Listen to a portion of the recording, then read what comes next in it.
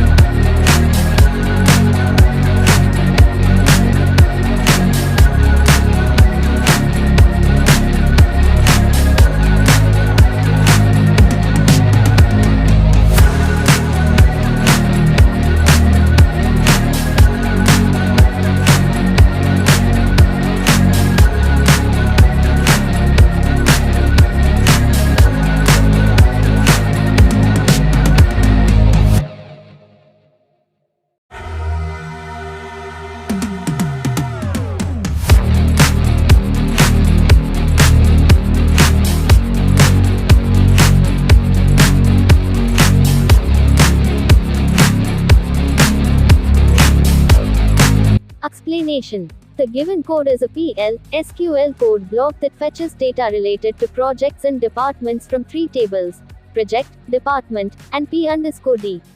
It uses a cursor to retrieve project number, project name, department number, department name, and project status for all records that exist in the intersection of these tables. Let's break down the code. 1. Declaration of variables. The variables no, name, no, DA name, and status are declared with their respective data types that are defined based on the corresponding columns data types in the tables project and department.